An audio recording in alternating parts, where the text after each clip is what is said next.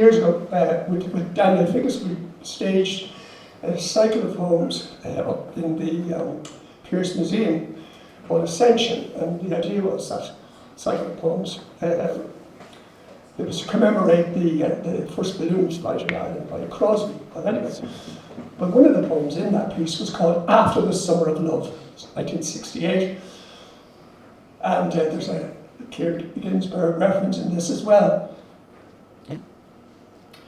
It was a time of technological innovation, frequent unmanned flights, the space race. Soon it seemed the world would be at our feet and the earth off its face. But not before your brother-in-law would endeavour to share discoveries, a kaleidoscopic blueprint that promoted a fresh perspective on how the world works. Nights, he set up an ancient reel-to-wheel and played us Ginsberg reading Hale. Nights, we'd walk to Bank Street Bridge, sit on Kavanagh's canal bank seat, knew then, before men had landed on the moon, eagerly measuring the glimmering treasures that poured from bridges at Leeson Street, Charlemagne Street, Memphis, the Sorbonne, Prague, Portobello and beyond, from further than distant galaxies.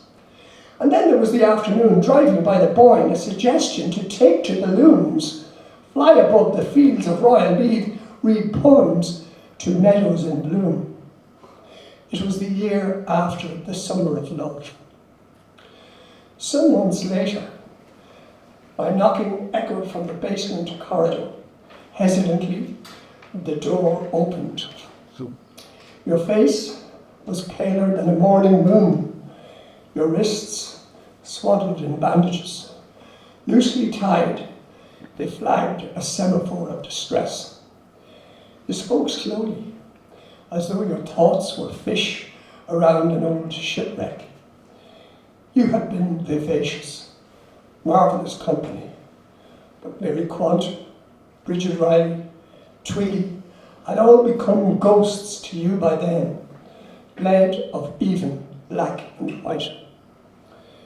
Emboldened, I had felt we might change the world. Yeah.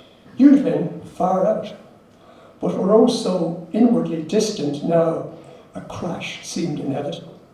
Yeah. Not like when the love man, Otis Redding, came down in a lake. I was thinking more of the final fall of Tommy Simpson, racing cyclist, who pushed himself so hard that he collapsed and died on a mountainside in France, high on thin air, amphetamines and alcohol. In Merrion Square, our old haunt was chilly, earthbound. We bid a sad and foggy adieu, never to see each other again.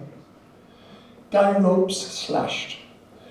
I lifted high and free, drifted towards a deep unknown, where, far in time, your memory waited.